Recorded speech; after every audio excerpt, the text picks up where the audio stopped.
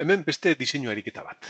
Eskatzen digute R diseinatzea, zirkuito honetatik pasatzeko intensitate hau, intensitate hau, 80 mikroamper. Hor, ariketetan hemen miliamper daukazue, gaizki dago. 80 mikroamper egin beharko dugu, bestela gehiago izango zen. Emaitzak beste lastik ateratzen. Eta R diseinatzea, intensitate hori izateko. Eta daukagu VD tensio hau edo D drainatzailea konetatuta atarira. Nahiko arraro dirudi hau, baina honek eragin garrantzitsua izan behar da, ariketaren azkenean ikusiko dugu zein den honen eragina garrantzitsua. Esan bezala, ariketa, diseinu ariketa guzti hauetan, gehientan asetuta egon behar da. Eta gure horrelaxe suposatu behar dugu. Asetuta egon behar dela suposatu behar dugu, Asetuta. Asetuta. Gehienetan horrelaxe egon behar da. Ja. Horrelaxe. Eta bete behar den ekuazioa behetikoa. Ide da K zati bi ematen digutela, K eta VTH, bider VGS ken VTH ber bi.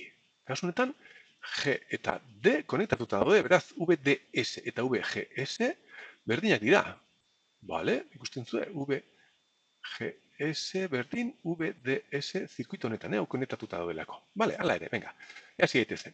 Intensitatea finkatzea nahi dute, 80 mikroamperreta. K ematen dute, VTH ere bai, orduen honekin, suposatzen badegu. Azetuta dagoela, kalkulatu dezakegu CVGS, behar dugun hortarako. Orduen, esatu ditzagun datuak, ide esaten digute, 80 mikroamper, amar ber minus 6. Ariketetan, miliamper dituzu gaizki dago. K miliamper bat, zati voltio berbi. Amar ber minus iru, zati bi, eta VGS kalkulatzea nahi duguna, ez ezaguna, VTH 0,6, eta hau dena berbi. Eta hau, kalkulatzen badegu, ekuazio kuadratikoa denez, bien baitza atera bazaizkigu. Voltio bat, borobila, eta 0,2 voltio. Zein dan ona? Pues hau ezin da izan. Asetuta suposatzen badegu, hau 0,6 voltio baino txikiagoa denez, moztuta egongo zen. Beraz, suposatu behar dugu, voltio bat dela. Orduen, VGS voltio bat baldin bada, hemen digo nutza voltio bat baldin badukagu, nek esan dugu, hau voltio bat dela, voltio bat. Orduen hau, 3 voltio, hau voltio bat finkatuta, suposizio guzti hauekin, ide ere bai, R kalkulatu dezakegu, orduen R, bi ohm legea egiten badiegu, iruken bat, goian, tensioa daukana iruken bat, voltio, zati pasatzen zaion intensitatea, finkatzea nahi degula, 80 mikroamperretan, marber minus 6, hau ateratzen da, 25K. 25 kilo ohmio borobilak.